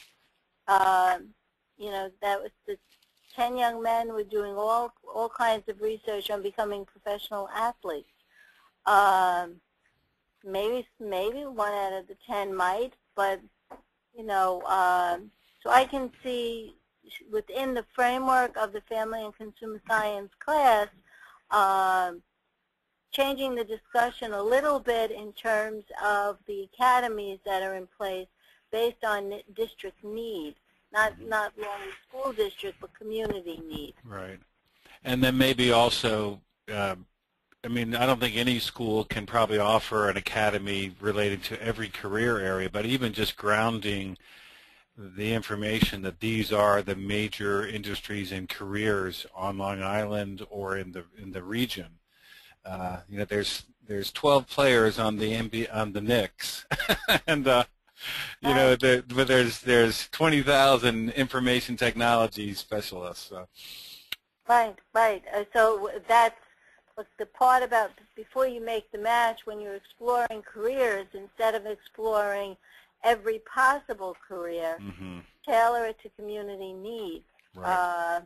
Where there will be a possibility for a career for these youngsters as they move forward. Okay. Well, that's a helpful insight, because I think that people probably think that since that curriculum is in place that everything's fine. But it sounds like it's so student directed, and it's almost like asking a elementary kid, what do you want to be? I want to be a fireman or a policeman. It's not necessarily grounded in more of an understanding. So. Thank you. Some other thoughts from the Long Island team? Your question about sorry, we have a wasp. We're slamming around here. Your question about, do you focus on middle school first? Do you start with your high schools, because your high school students, because they're on their way out? I think that's really going to depend on each district. For BOCES, one of the things that we've been working on, we've been working with our arts and education program, which is kind of professional development and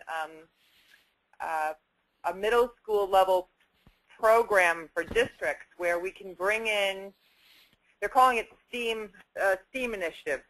So putting the arts in STEM, and they've been taking our CTE programs like animal science, doing a 2-week module, up to a 2-week module, to bring into districts that focuses on animals. So for example, this one is about flight and what makes a bird or a butterfly aerodynamic, and then teaching using the animals, the science component, but having fun with it. So there are different initiatives that that are being created to give some kids some exploration careers at the middle school level. That's what I'm trying to get at. Oh, okay, good.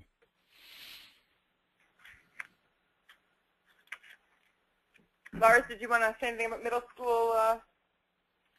I think there's wisdom to starting that first, because if it is a 5- or 6-year plan, what we were discussing was that by the time the current 7th and 8th graders get to high school, we'll have been able to build the plan up with them. Right. So, like the first cohort. Right. Yeah. That makes sense. Good. Brandon, anything from your group? We at the middle school in Malone aren't doing anything yet. We are sending a group of teachers to East Syracuse and want to look at the STEM program that Salmon River is participating in next month. So hopefully from that visit we'll be able to start with some sort of an initiative to follow up what Salmon is doing, because they're moving theirs next year to the 7th grade as well, with I think a plan, I don't want to speak for them, but to have it all inclusive in the middle school after the 16-17 school year. Brandon's correct as far as Salmon River. We rolled out our STEM initiative in the 6th grade this year. It will roll up to our 7th grade next year, and the plan is just to keep rolling it year by year in that direction. And through the STEM, they get so much career exploration, but we, on our way back from Nashville, even discussed more field trips, more things that we can do at the middle school level. So that's definitely our plan at Salmon River. Excellent. Great. Anyone else with middle school?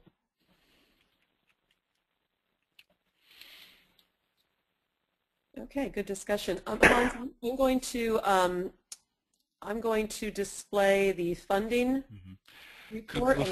Before we do that, thanks for. I would like to just elaborate or get a little bit of input on the research piece that Brett mentioned. Okay. So essentially, there's a few different factoids or pieces of research that we probably have shared with you in different PowerPoint presentations, and we'll turn that into probably a text and graphic document that you can use. And so there's the evidence of the Career Academy model and its impact. We have impact data from Nashville, a little bit from Sacramento. We definitely have in general from California, and also from a long-term study from NDRC. There's also some really good research on the impact of employer involvement with education and on the impact that has on students, even on student earnings. When a student has, I think it was 6 strong interactions with an employer during high school, that there's actually a differential in their earnings years later, and it seems to do with kind of that social capital and knowing how to interact with business people that pays off in the long run. So the question I want to pose to the people that are on the line: are there particular things that you've heard in passing that you would like us to go dig up in terms of factoids or pieces of research that you've heard in passing that you want to get your hands on, and maybe we can help find that and incorporate that? Things that you think would be particularly compelling in terms of telling the story about why you're doing your Pathways initiative.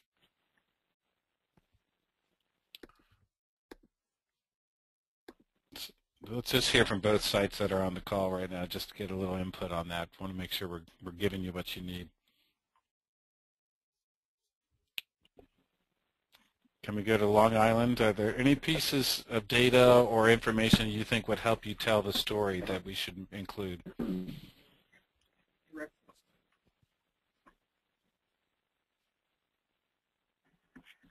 sorry, Lars. We were having a side conversation about how to expose staff to careers. Okay. Your question was, what else do we need? So the question is, in terms of a research summary about the impact of a pathway system, are there things that you would like us to dig into to try to help tell that story that you think are going to be particularly helpful from a research side? I guess Long Island. We're an island. I don't know who's doing.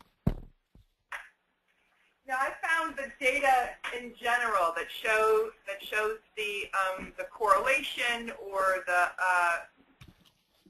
additional benefits. This helps the argument. What I found in Nashville was that there was a sense of urgency that existed because of their reality. They used the shocking slides for the entering age of gang members in Nashville, the dropout rate, the attendance rate. There was a built-in compelling case for change. Mm-hmm. And I think in suburban Long Island, while we are compelled and have that sense of urgency. I'm not sure that that's felt across the community. So those statistics, there's something about 27-year-olds in the past about drifters. They're 25 to 30 years old. I think the types of data that would communicate the sense of urgency for why things need to change or why we might want to change our approach to educating high school kids would be helpful for us. Yep. Yep. Okay. Thank you. Anything from the FE? I'm sorry. FEH. The Monroe FEH. Sorry, from FEH site. I have to agree with the last speaker. That stood out to me in Nashville as they looked at graduation rates specifically, starting at like a 54% graduation rate, and in the time frame that they've had the academies moving up to like a 79% graduation rate. I agree that the urgency statistics, I think, are most important. Do you have local data there in terms of the pipeline of where students end up a number of years after high school? It's not well defined. In fact, I was at a students meeting last week, and a lot of places are using Facebook to collect data and using some other methods where you can text graduates, whether we were talking primarily about post-secondary, but those techniques could be used. But it's pretty challenging to figure out where people have gone. Partly because of our rural area, we have a lot of outward migration of people in the age group that we would be speaking most directly to. Yeah. So the students who don't leave, by definition, might be the lower achieving people. Not necessarily. Okay. I would say that. I think because we're isolated, there's generational feeling of being place-bound and loving the place because it is a unique environment. So I would not. Okay. Yeah, I didn't mean to be disparaging. I guess what I was thinking was that one of the like Lars was saying, this national data among 27-year-olds, and I think they use census data, is the percentage of 27-year-olds that have a degree, some sort of a post-secondary degree, and it's about 40%. And so, go ahead. I was going to say the Lumina Foundation did a ranking in 2009 of all states, and the Franklin, which is the F in our FEH, for men between 24 and 35, in terms of any post-secondary attainment, whether it was associate or bachelor's, the county ranked 62 or last out of the 62 counties in New York State. So is it just a New York analysis? So is all the counties in New York that they did the analysis of? Right. The foundation did it for every state and every county within every state. So we ranked about where the middle of Alabama and Mississippi ranked in terms of attainment.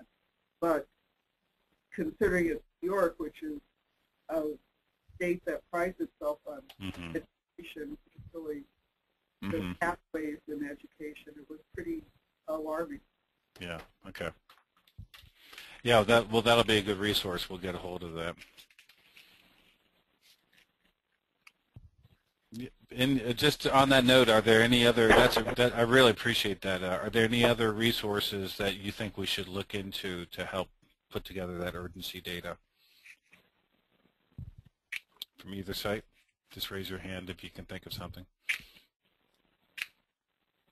And you can also email us after this call anytime. Okay. Good. All right. Thanks, Kathy.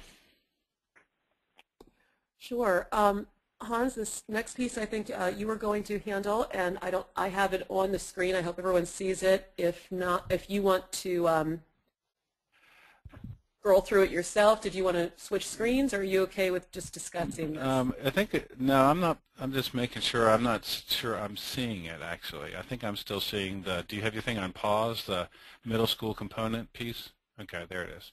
Okay. Thank you for that. So this is the funding piece, and oh, you have control of the screen, so you're scrolling through it. Somebody else must be.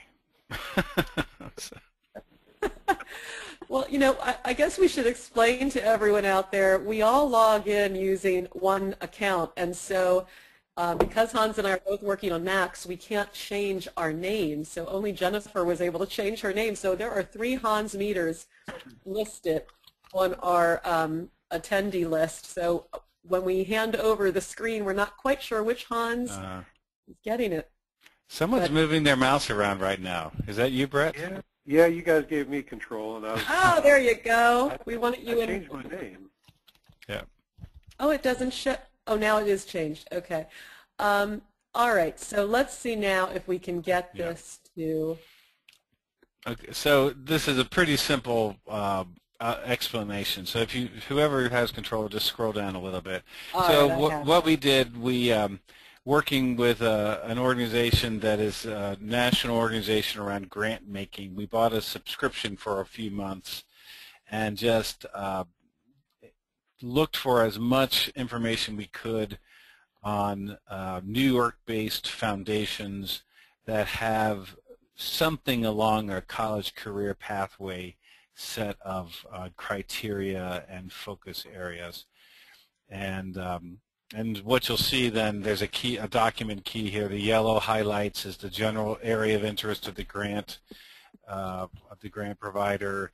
The green is specific applicable programs or relevant examples. And red, the font, is a particular geographic area that the grant maker is targeting. So this is really a resource for future funding that either you can directly take advantage of as you go through this and see foundations that you think might be ones that you would want to start building a relationship with, or perhaps on a statewide basis that we pull together all the partners in the PIN, New York PIN, and then go after some level of funding together. So we just thought this would be a good kind of foundational piece to think about funding. And I forget, someone I heard along the way always made the point about having a plan in their pocket, so whenever they met somebody that had money and there was a kind of shared vision that they were ready to, and I think as you develop your plans, there may be very specific pieces of that plan that you can kind of farm out for funding opportunities, either State Department of Ed or economic development, workforce development, or foundations.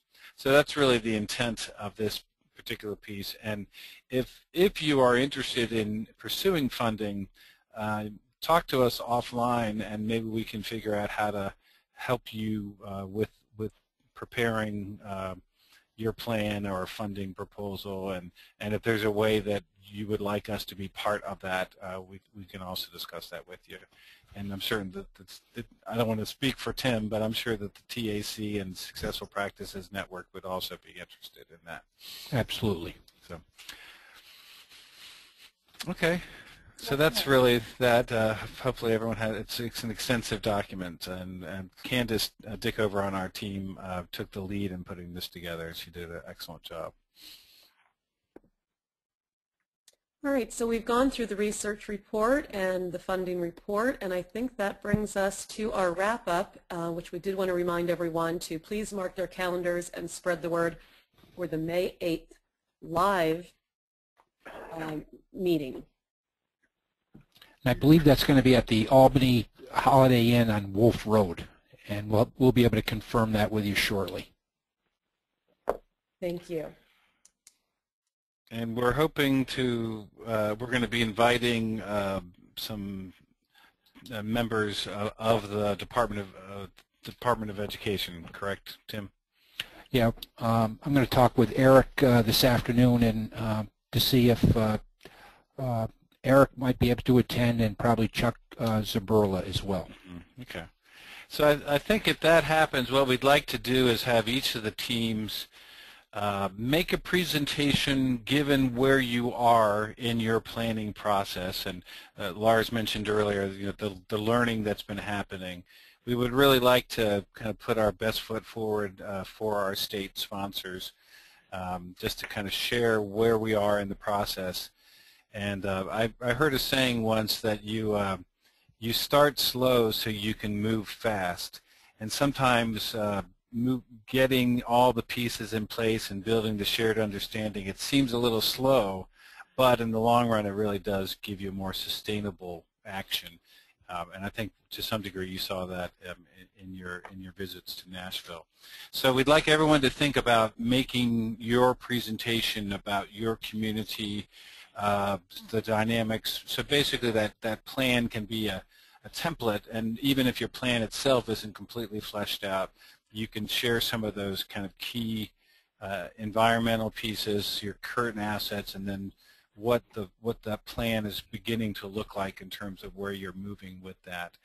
And I think in terms of that meeting, we also are going to want to really be thinking about, by then I think we'll have a pretty good idea about whether we're going to be able to move forward into a future year of work, and to do some more specific planning about what that looks like. But before we finish up here today, I would like just anyone, our two sites that are still on with us, to offer what kind of activities or support or resources do you think would be particularly helpful to you in if there is a year or two of our continued involvement? What do you think would be the most useful to you in that coming year? I heard earlier someone suggested some additional resources for doing Nashville visits for people that weren't able to participate in this visit. Any other suggestions for what kind of activities would be good for the next year? I think possibly, Hans, having another open house or a series of open houses next year where we can invite more businesses in and local business owners, local people that we can, again, get on board or kind of recruit to assist with this process. Was it helpful in terms of having those open houses to have Brett there as a kind of an outside expert? Did that add anything to the particular event? Would you want to continue that? I would, yes, because I think he was able to provide a different vision than we in Northern New York were providing. People that already live in Northern New York, he brought in a business aspect and what's out there. So I think it was great to have him there. He did provide a lot of positive feedback about what we're doing, but I was able to also broach the subject that there's still a lot more out there that we just haven't attained yet. So I think him being there was great.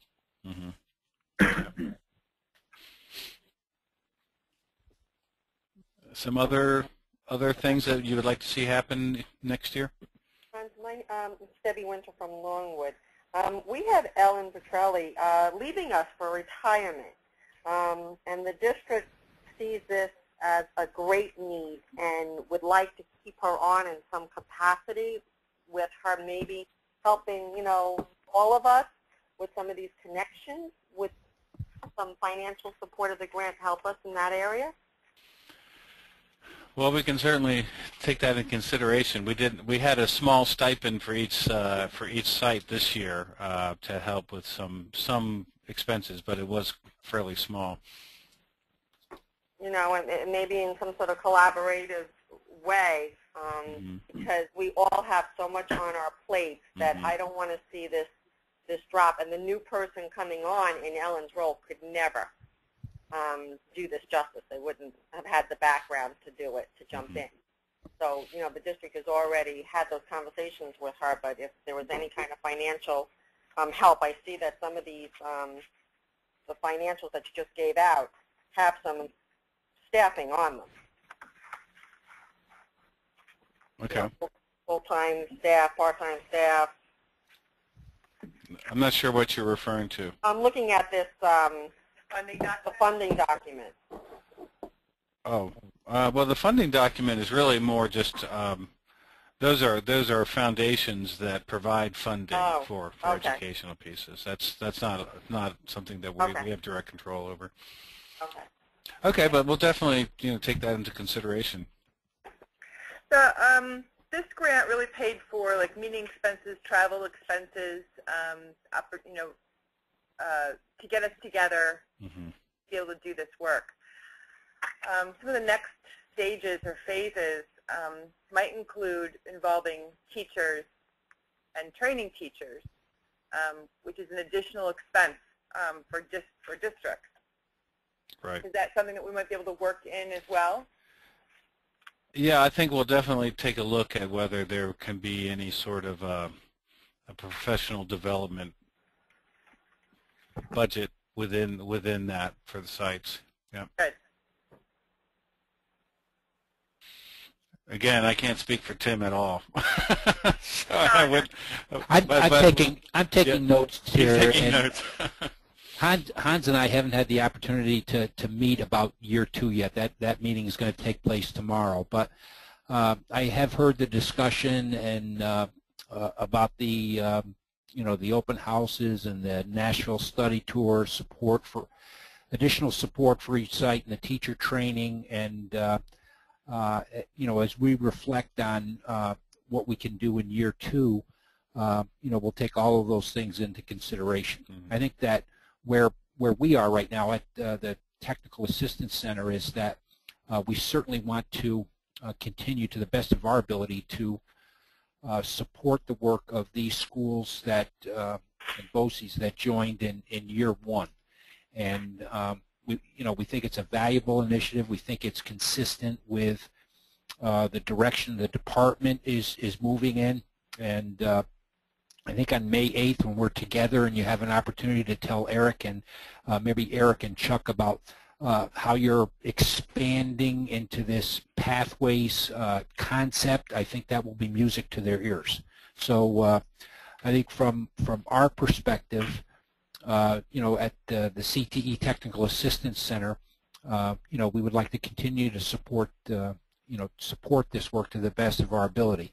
If in a perfect world, we'd love to support this 100%, but obviously with all the other demands on our budgets and time, we have to put this in the right perspective. But this is very important work that you're doing. I think it's consistent with the direction the department is going in. So another kind of possible factor in this, we have our current sites that we've committed to helping ramp up and get up and running.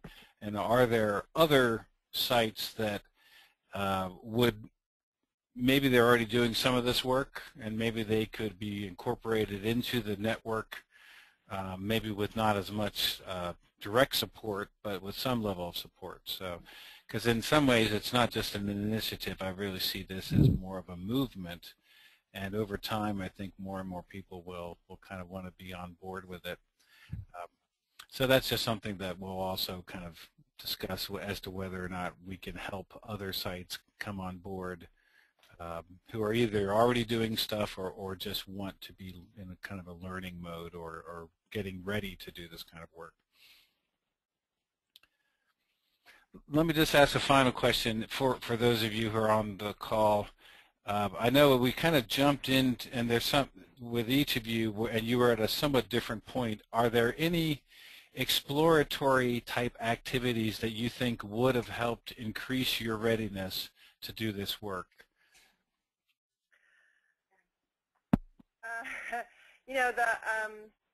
We've been actually, while we were talking a little earlier, we were talking about what can we do with the rest of the money left in this grant that would really make an impact in our region. And one of them was to maybe we need to bring Bill Daggett specifically in to let our staff understand the why. And I'm thinking, reflecting back, that maybe if we had started with in each district, in each pathway, in each school, that if there was this impetus that here's the, with our staff to the why, that that may have helped us gain momentum earlier. Mm-hmm. Yeah. Okay. Yeah, that's a good point. I've wondered about that, because if people aren't bought in on the why, then the what can become an obstacle. So. Well, and really, you know, we brought together core members from each school district. Mm-hmm. But they have to go back and then internalize that with their own staff, with all the other initiatives going on. Mm-hmm. So right. I'm thinking that, and I also think that your work, Hans, in each school to help them, you know, facilitate team planning, to focus mm-hmm. on what this is, to, you know, do that asset, you know, the assessments, mm-hmm. I think was very powerful. I think we're spending more time like that. We have to do more long-range planning to make those things happen, mm-hmm. but I think those were valuable. Mm-hmm. Good. Okay. I think good input. Folding, you know, this initiative into the other initiatives at the school, because I think eventually, you know, the question is going to become, how do we make this self-sustaining? And so how can this become part of the culture within your schools, and then maybe using some of the existing resources that you have for professional development and things to devote it towards, you know, this initiative. Because, you know, to me, as I look at the Pathways Initiative, I would think that it's consistent with any type of initiative that's, you know, going on in the schools right now to implement the Common Core state standards. And so, you know, the monies that you have for that, albeit limited, I think that establishing what are going to be the priorities in your school and what's deserving of the funding that you now have, I think you have to have that discussion as well. Right.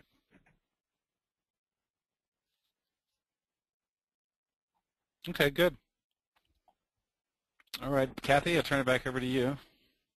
Well, that is wrapping up. So we are, if there are no further questions or comments, I believe right now everyone is able to jump in. No one is muted. So if there aren't any further questions or comments, I think that well, that's pretty good timing. It's 11:25. So we do want to thank you for joining us, of course, today. I know it's an incredibly busy time of year. And Ellen, congratulations on your upcoming retirement. Leah, go ahead. I see your hand is up. Sorry. May 8th, do we have a hotel that we should be making reservations at? I think it's going to be the Holiday Inn on Wolf Road, but we're negotiating a special rate there, so give us a day or two and we'll get that out to the group. Thank you. Okay, Hans or Brett, any last words? No, just that it's a real privilege to work with each of you. So keep up the great work, and thanks for being part of this. And I would echo that. Thank you. And thanks again to everyone for making the time to join us. I hope you're all having a sunny day like we are here in Pennsylvania. I actually heard birds chirping this morning. It sounded so nice. Mm-hmm. So hopefully we're starting on a better pattern. So take care, everyone. As always, email with questions, comments, use Basecamp, keep in touch with us, and we will be keeping in touch